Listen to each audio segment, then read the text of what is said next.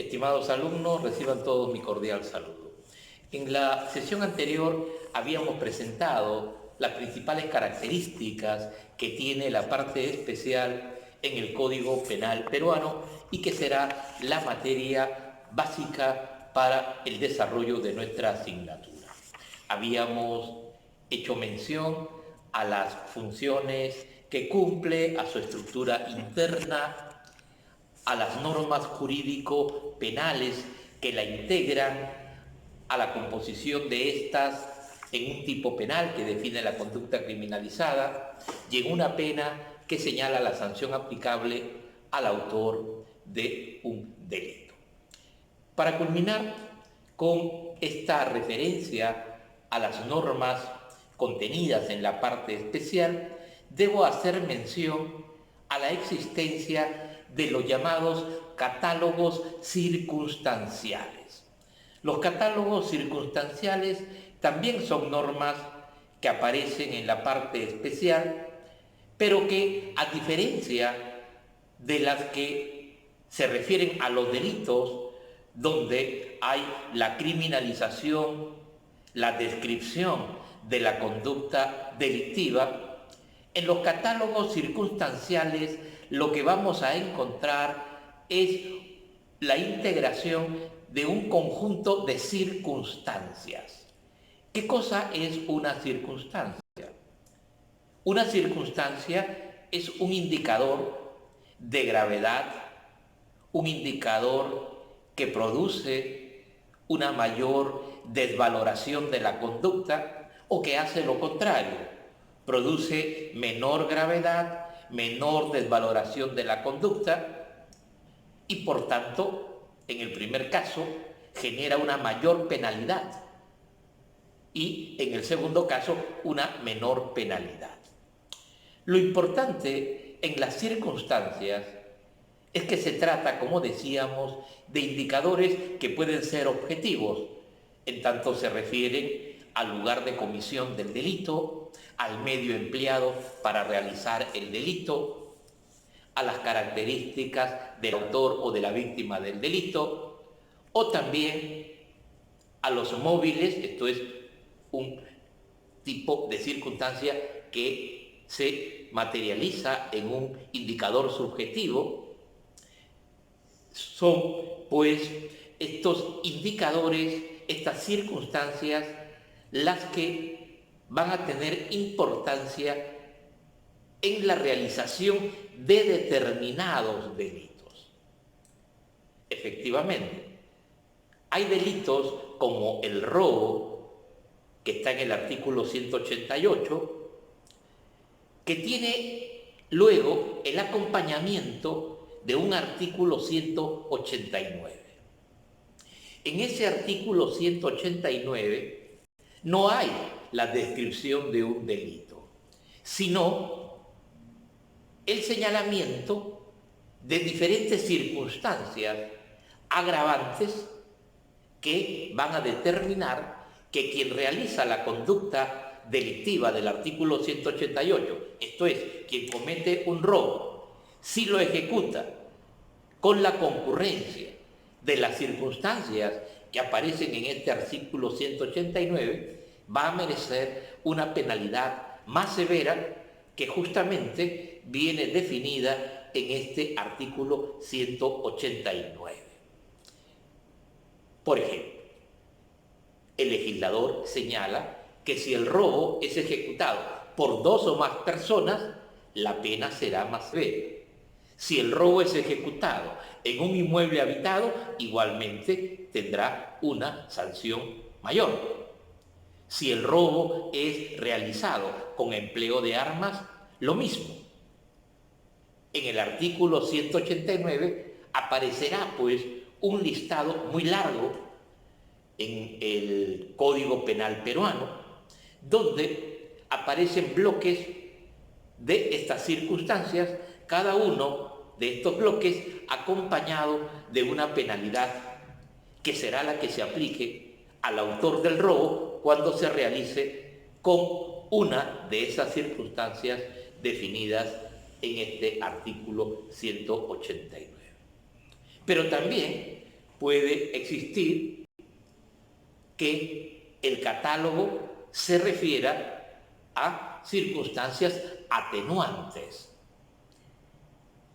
Por ejemplo, encontramos en el artículo 298 del Código Penal una circunstancia atenuante de la realización de un delito de tráfico ilícito de drogas. El delito de tráfico ilícito de drogas está en el artículo 296 y se refiere a conductas criminalizadas que involucran la producción o la comercialización de drogas fiscalizadas, prohibidas, como los derivados cocaínicos, los derivados canábicos, los derivados opiáceos. Pero el artículo 298 señala: si el delito de tráfico de drogas es cometido con un volumen de drogas no excesivo, esto es, con una cantidad que se estima no muy relevante y que la propia ley cuantifica según el tipo de droga, entonces la pena será menos grave, menos severa. Se trata de un catálogo de circunstancias que tienen esa condición atenuante. Ahora, dado que estas circunstancias, estos catálogos circunstanciales del artículo 189 y del artículo 298 están vinculadas a delitos determinados, en el primer caso al robo, en el segundo al tráfico de drogas, vale decir, son circunstancias que han sido configuradas solo para operar con esos delitos, tienen el nombre técnico de circunstancias específicas, sean agravantes como las del artículo 189, sean atenuantes como las del artículo 298. Esto es, en el Código Penal, en la parte especial, no solo vamos a encontrar artículos donde se describen los delitos, sino que vamos a encontrar también artículos donde aparecen configuradas circunstancias agravantes y atenuantes, que son los catálogos de circunstancias específicas. Importante. Por lo general, siempre encontraremos un artículo que trata del delito, como en el robo, el 188, y otro que trata de las circunstancias agravantes, como el 189. Pero en algunos supuestos, el legislador, por economía legislativa, digamos, ha considerado que un solo artículo debe incorporar el delito y el catálogo de circunstancias. Ya no en dos artículos, uno para delito, otro para circunstancias, sino que en uno solo las va a integrar. Ese es el caso del delito de secuestro. El delito de secuestro, previsto en el artículo 152, tiene en su primer párrafo la descripción del delito. Esto es un tipo penal. Pero luego tiene un largo listado de circunstancias agravantes que determinan que haya una pena más severa para quien realiza el secuestro con la concurrencia de las circunstancias que allí se señalan, allí se regulan. Muy bien, entonces, importante tener en cuenta la existencia de estos catálogos circunstanciales porque, como he mencionado, habrá delitos donde aparecerán también estas circunstancias específicas y habrán otros que no tengan circunstancias. Es decir, delitos sin catálogos circunstanciales. ¿Qué ocurre en esos casos? Bueno, el legislador ha establecido también que para esos delitos que no tienen circunstancias específicas, que no tienen catálogos circunstanciales propios, existe en la parte general un catálogo circunstancial genérico y que está en el artículo 46. En este artículo 46 ustedes van a observar que hay dos bloques de circunstancias. Uno que contempla circunstancias atenuantes y otro que contempla circunstancias agravantes. Esas circunstancias van a ser utilizadas para aquellos delitos que, como por ejemplo el homicidio del artículo 106, del cual ya hemos hecho mención anteriormente, no tiene circunstancias propias. Pero bien, ¿para qué las circunstancias? ¿Por qué son importantes estas normas, estos catálogos circunstanciales? Sobre todo porque ayudan al juez a aplicar una pena según la mayor o menor gravedad del delito cometido. Como había mencionado, las circunstancias aportan un indicador de mayor gravedad, de mayor relevancia del delito cometido o de menor gravedad, de menor relevancia. Entonces, la presencia de estas circunstancias ayudan al juez a aplicar una pena más justa, más proporcional. Muy bien. Y ya que hemos hablado de penas, ese es el siguiente componente de la parte especial que me interesa desarrollar de manera detallada. Comencemos señalando que el Código Penal tiene tres clases de sanciones. Las sanciones penales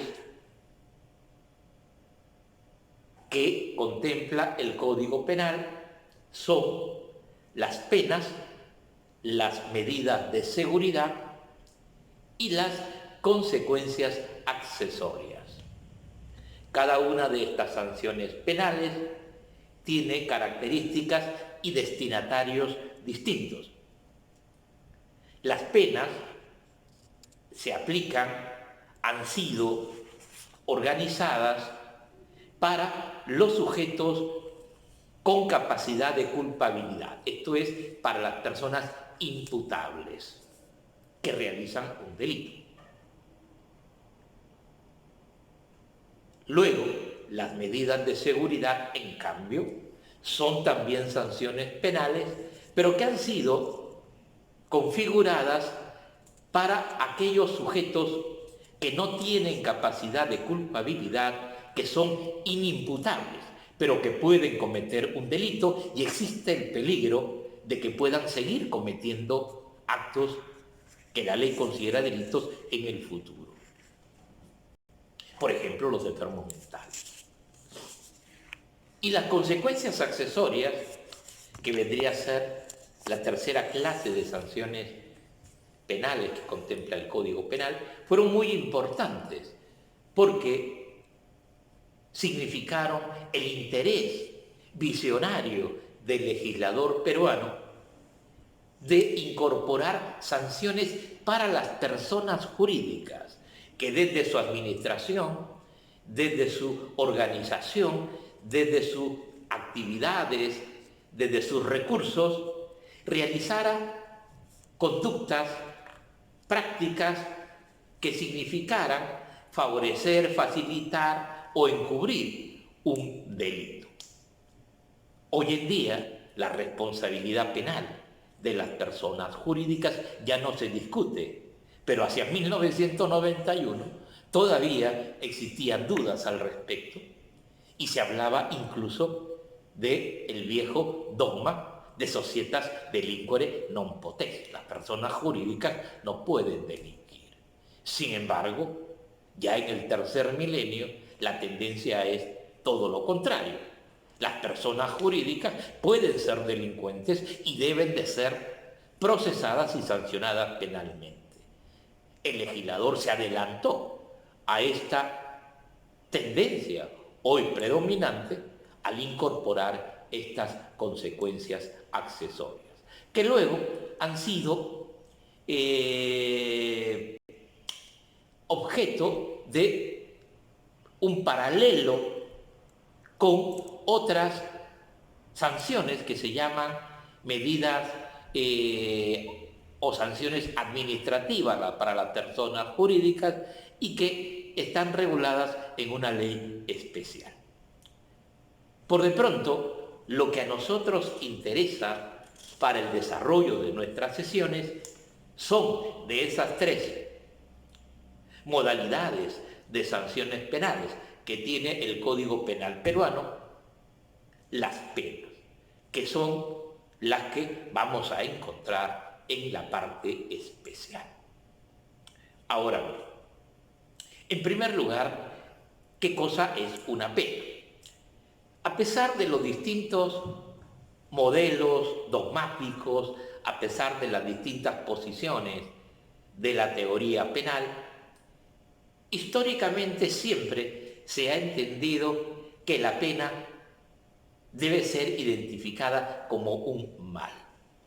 El Código Penal de 1924 tenía una definición de pena, no la tiene el actual, bastante ideográfica. En tanto decía que la pena no era otra cosa sino que la privación o restricción de derechos del autor de un delito. Pues bien, eso realmente es la pena, la privación o restricción de bienes jurídicos que sufre el autor o partícipe de un delito. Es un castigo penal.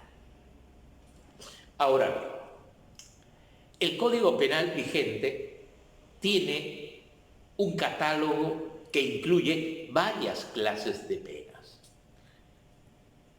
Esencialmente, podemos decir que hoy contamos con 5 clases de penas.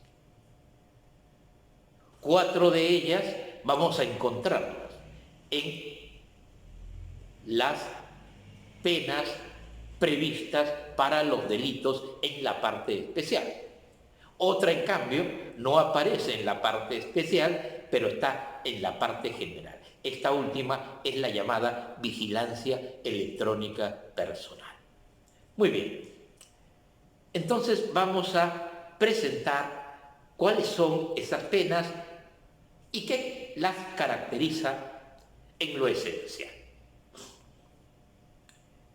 Comencemos señalando que las clases de penas que actualmente tiene el Código Penal son las siguientes.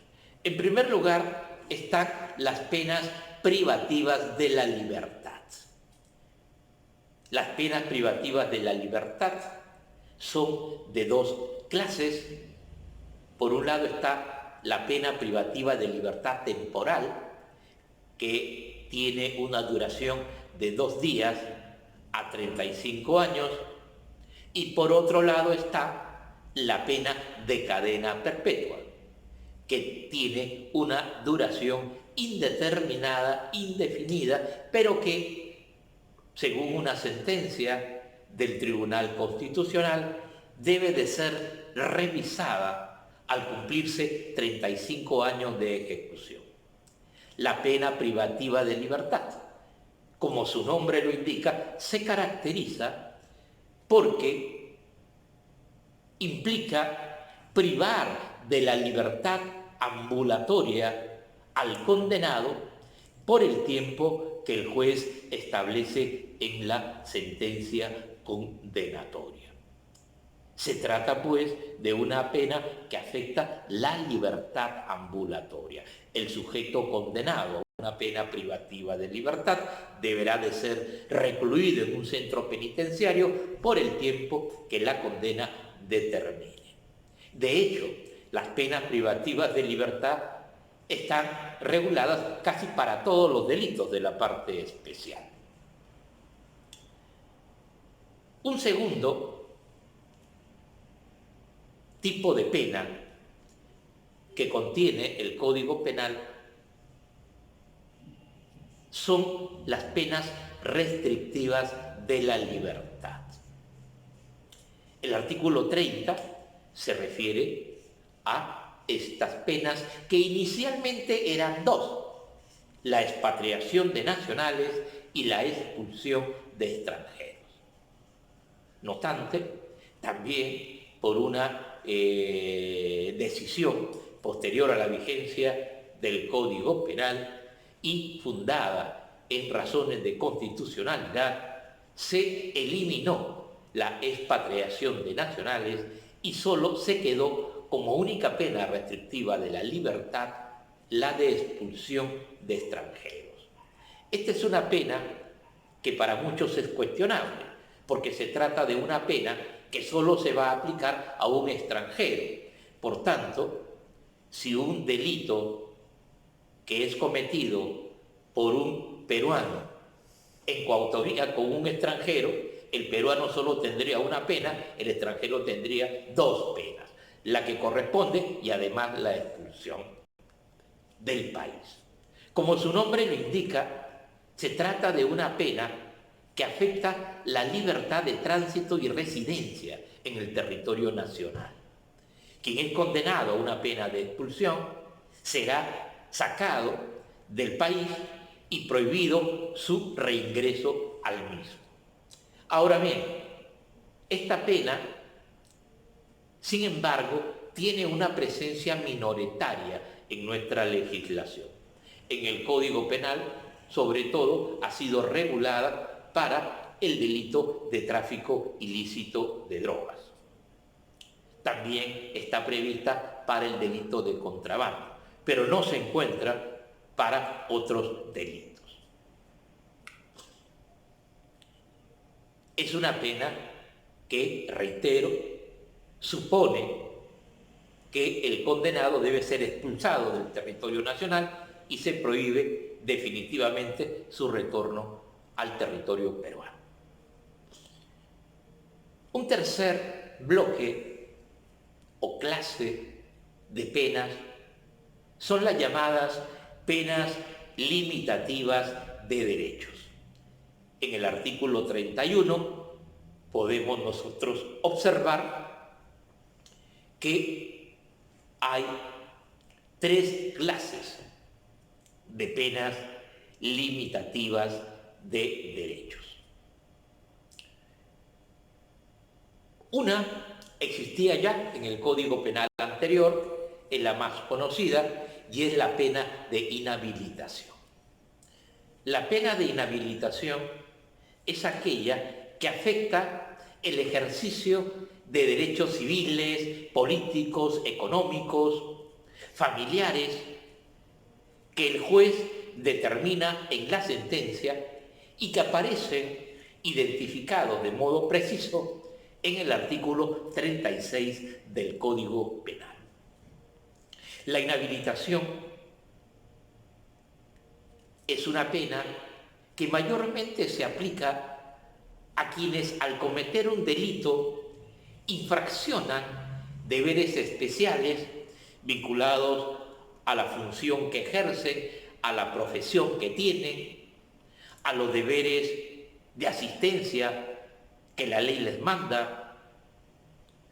El legislador establece, pues, que es una pena que está dirigida a determinados sujetos que no cumplen con obligaciones o deberes propios de su condición personal, propio de la actividad que realiza.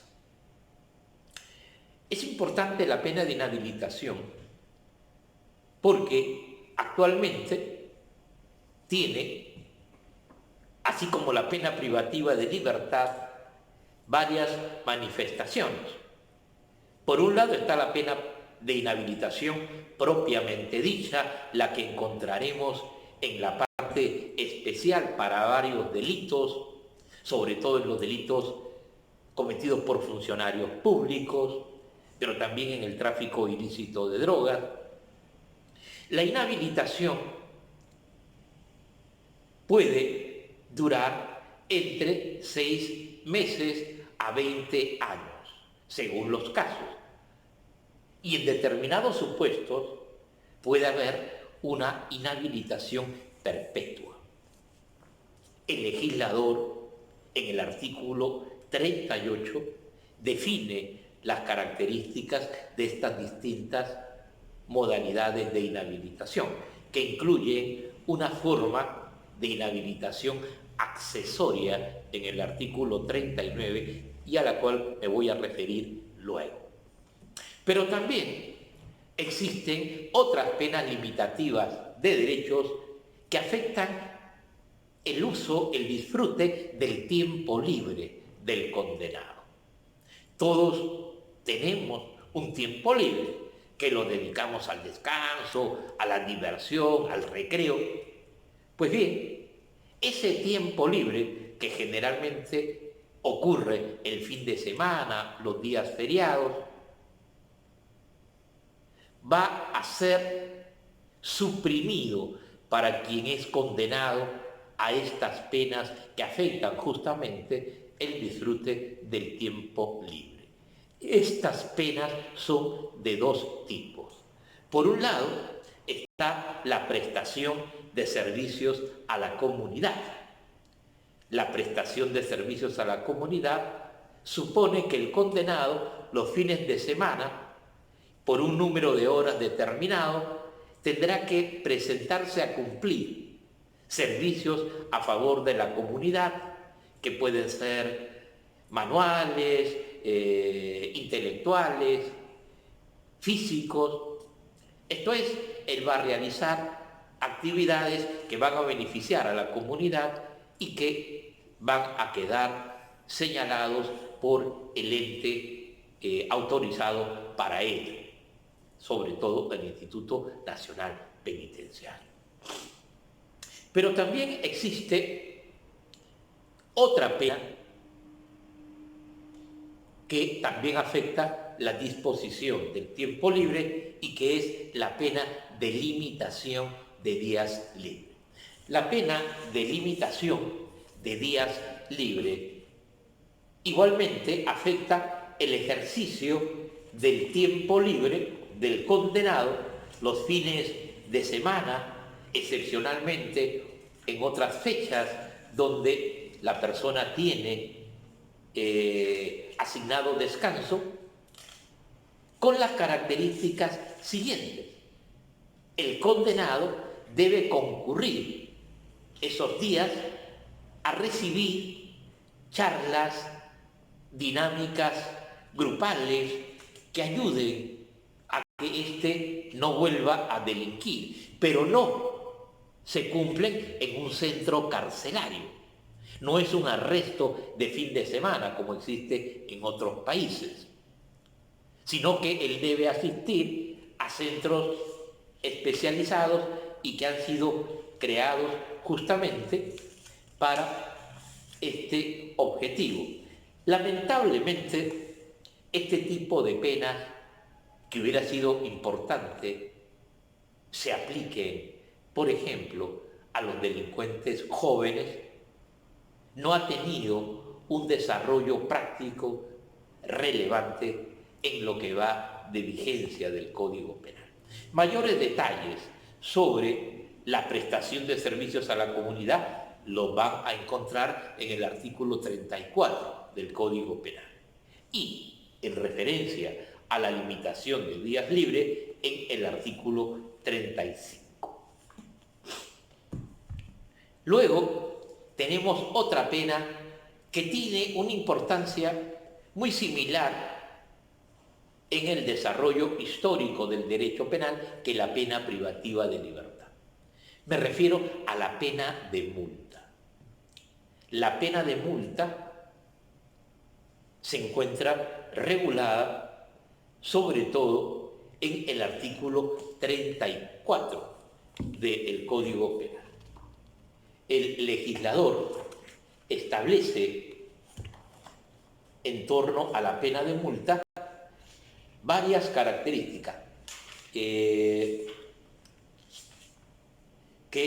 es importante repasar. Perdón, el artículo donde está la pena de multa es el artículo 41. Hay varios artículos que tratan de la pena de multa. Pero ¿qué cosa es la pena de multa? La pena de multa no es otra cosa que la obligación que tiene el condenado de pagar una cantidad de dinero al Estado por haber cometido un determinado delito. Por tanto, es una pena que afecta el patrimonio del condenado, afecta su capacidad de disponer de sus ingresos, de sus rentas que recibe por trabajo, por actividad comercial, empresarial, etc. La pena de multa, entonces, supone pagar una cantidad de dinero que debe fijarse en la sentencia condenatoria en la moneda de curso real, esto es, en el sol. Entonces, se le va a imponer una cantidad de soles que debe de pagar como pena de multa. Sin embargo, y aquí lo interesante de este tipo de pena, ¿cómo llegar a fijar esa cantidad de dinero? Esto es, ¿cómo establecer el importe dinerario de la multa?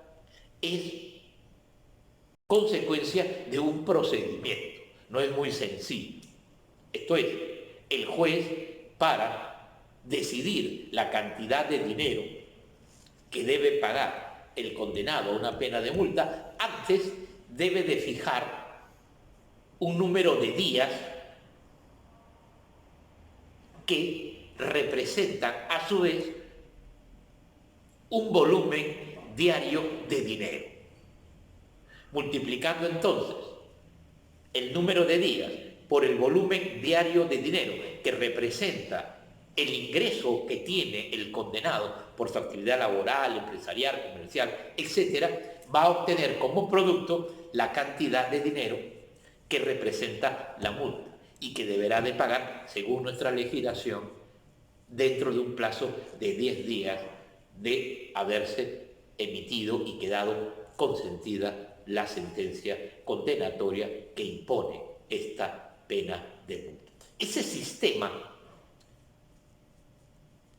es el que se conoce como de los días multa. ¿Por qué? Porque cuando veamos nosotros los delitos en la parte especial que tienen pena de multa, por ejemplo, los delitos contra el honor, la injuria, vamos a encontrar que el legislador se refiere a la pena de multa usando una unidad de referencia que justamente tiene esa denominación, día multa. Por tanto, en el delito de injuria, el legislador señala lo siguiente: este delito está en el artículo 130 del Código Penal. El que ofende o ultraja a una persona con palabras, gestos o vías de hecho será reprimido con prestación de servicios comunitarios de 10 a 40 jornadas, esto es la pena limitativa de derechos que ya mencionamos, o con 60 a 90 días multa. Esto es, la pena de multa aparece entonces identificada solo con un número de días multa, que luego, por el sistema que mencioné, el juez deberá de transformar en una cantidad de soles. El delito de calumnia del artículo 131 establece: el que atribuye falsamente a otro un delito será reprimido con 90 a 120 días multa. Esto es, a diferencia de la pena privativa de libertad, que nos habla de años, meses, días, aquí hablamos de días multa. Y cada día multa, como mencioné, representa el volumen de ingresos diarios que como renta recibe el condenado. Pues bien, por último, tenemos una pena que no la vamos a encontrar en ningún delito de la parte especial. Es una pena que fue incorporada ya cuando el Código Penal estaba vigente, y es la llamada vigilancia electrónica personal. Esta pena la encontramos en el artículo 29A del Código Penal, y es una pena que afecta también el libre tránsito, el desplazamiento del condenado. Esta pena es aquella que se materializa con la colocación de un cintillo electrónico que puede colocarse en las muñecas, en los tobillos, a veces en el cuello, y que permite la proyección de una señal hacia un sistema electrónico de control que identifica el desplazamiento. Esto se hace una georreferencia del sujeto condenado. Por esta pena, está radicado en un determinado lugar o solo puede desplazarse en un determinado radio territorial. Cuando justamente esta persona sale de ese radio, se va a activar una alarma. Esta pena de vigilancia electrónica personal no se aplica directamente al autor de un delito. Ella solo va a ser aplicada a través de un sistema de conversión o reemplazo de penas privativas de libertad por esta vigilancia electrónica personal en los supuestos que una ley especial establece. Y se regula con unidades de referencia que también hablan de días. Por ejemplo, un día de pena privativa de libertad se va a convertir o va a ser reemplazado por un día de vigilancia electrónica personal. Es una pena, repito, que no aparece prevista para los delitos contenidos en la parte especial, pero que puede ser usada a través de estas reglas de conversión que el Código Penal expresamente regula.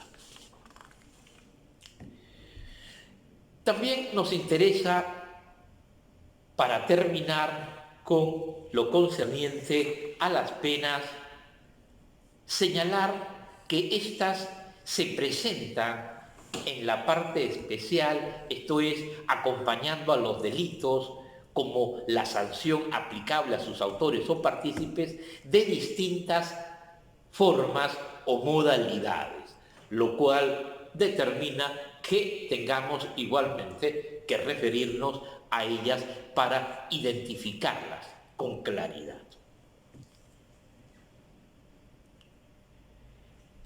En primer lugar, es importante señalar que por su condición operativa encontramos nosotros tres tipos de penas: las penas principales, las penas accesorias y las penas sustitutivas.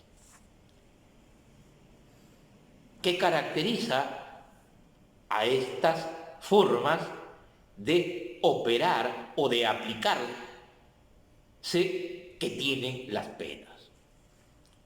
Comencemos señalando que las penas principales son aquellas que se aplican directamente al autor de un delito, que tienen autonomía aplicativa. Un ejemplo es la pena privativa de libertad que aparece en el artículo 106 para el homicidio. El juez impondrá la pena principal que aparece en este artículo 106. Una regla esencial: toda pena que está acompañando a un delito en la parte especial es siempre una pena principal.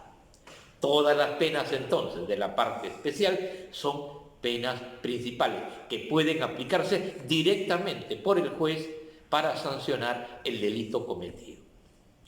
Pero existen también las llamadas penas accesorias. En realidad, solo hay una pena accesoria en la legislación peruana vigente y contenida en el Código Penal de 1991. Y esa pena accesoria es la pena de inhabilitación.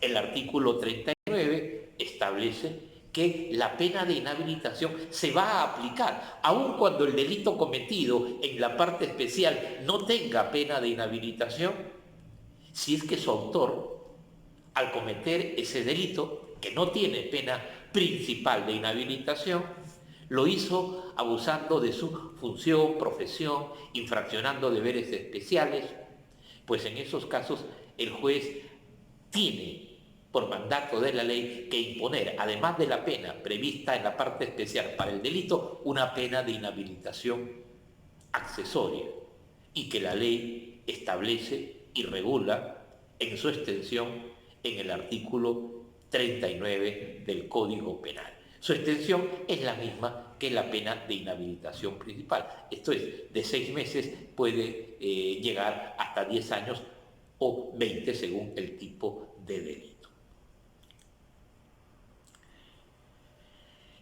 Y las penas sustitutivas que ya mencioné son aquellas que reemplazan la pena que la ley establece para el delito en la parte especial en la sentencia.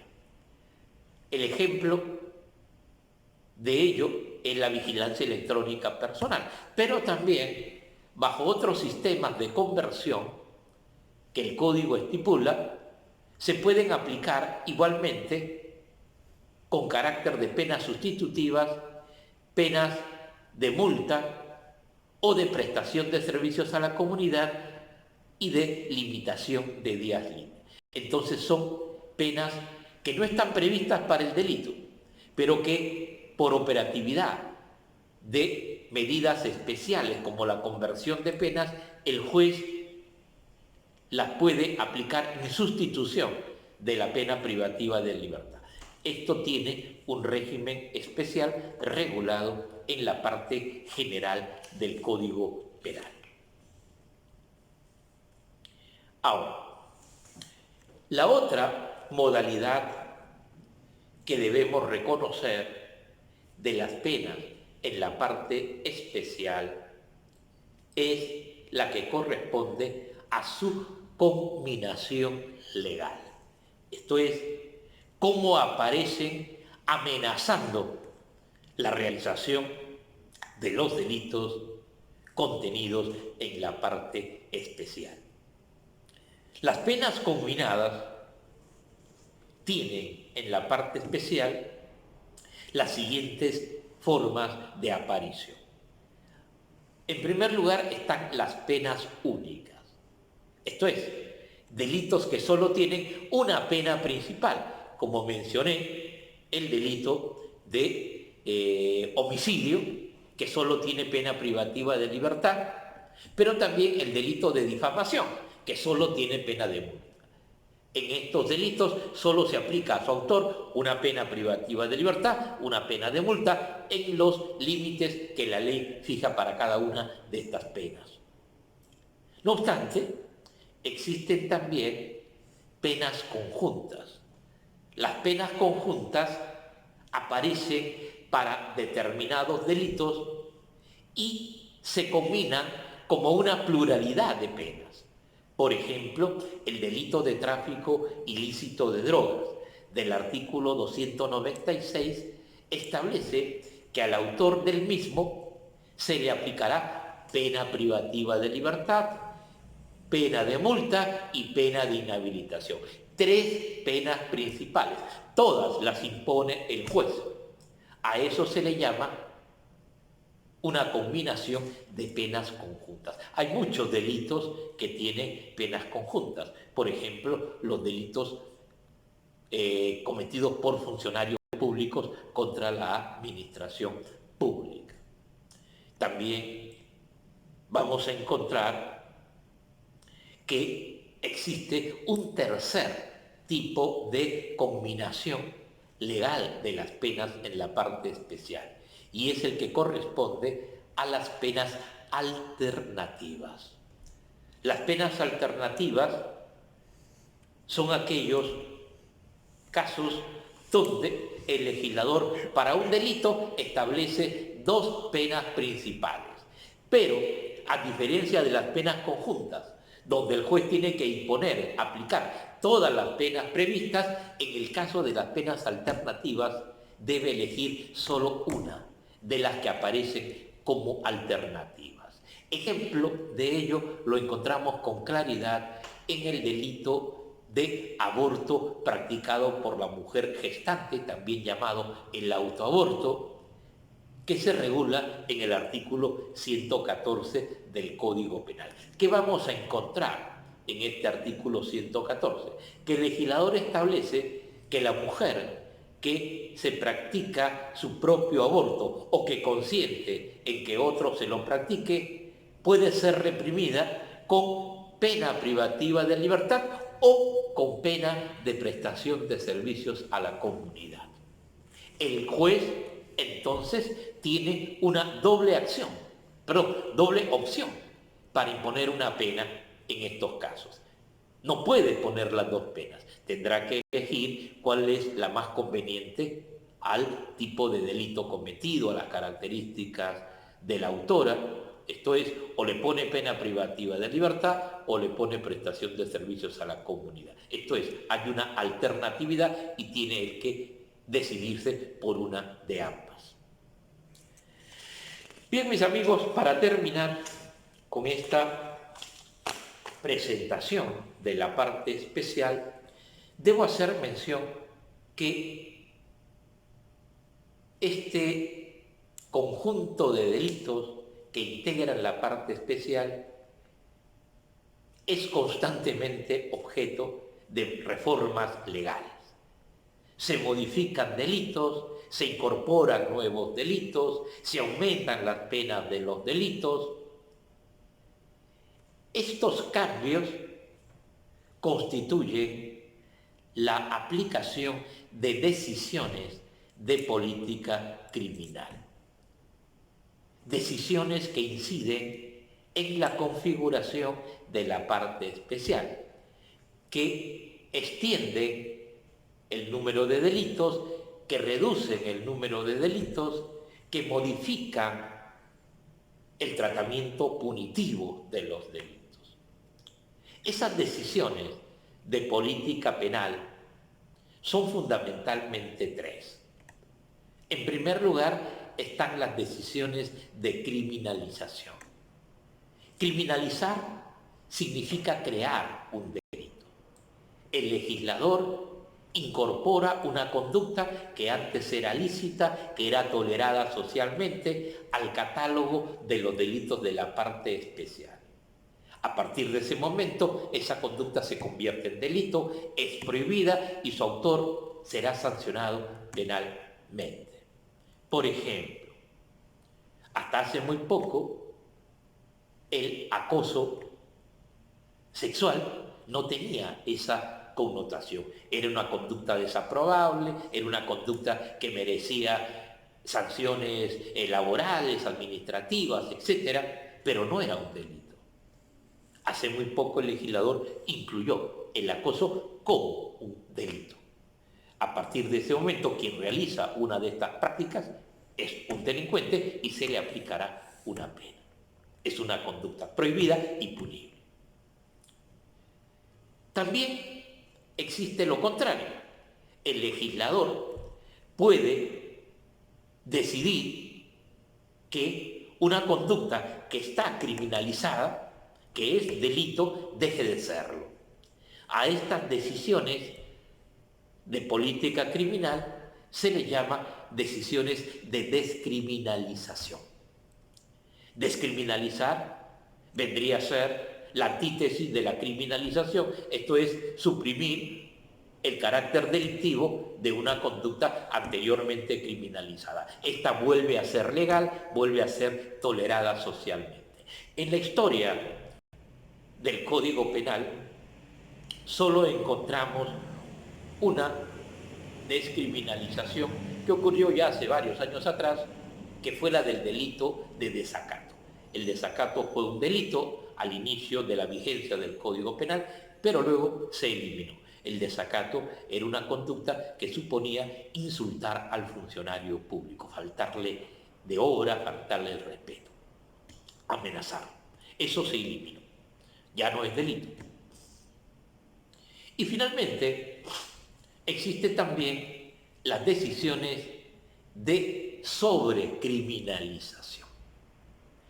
Las decisiones de sobrecriminalización son aquellas que intensifican la represión de determinados delitos. Ya están criminalizados, ya son conductas punibles, pero el legislador entiende que la represión de esos delitos debe ser más severa de como fue inicialmente prevista. Este tipo de decisiones de sobrecriminalización son muy importantes porque son bastante frecuentes en la legislación nacional. ¿Cómo se sobrecriminaliza? Aumentando la pena, cambiando la naturaleza de la pena.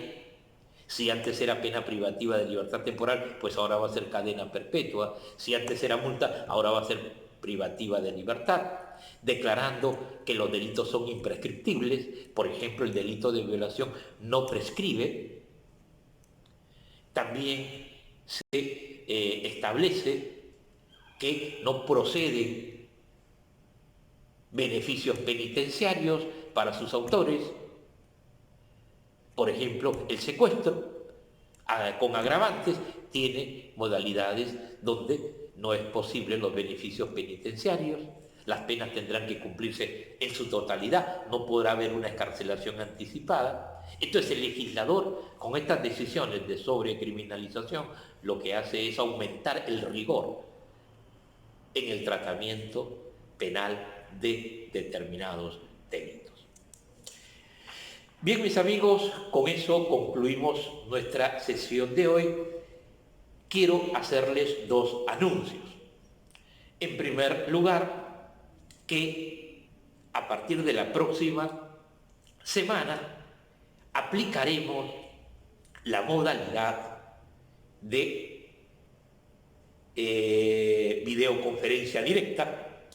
Esto es, serán convocados, como ha venido ocurriendo, con la parte práctica a cargo del doctor Juan Carlos Collantes Camacho, y ya para tratar los delitos, cosa que abordaremos en la semana siguiente. Estaré con ustedes en directo, podremos dialogar con mayor detalle sobre los temas que abordemos a través de nuestras clases.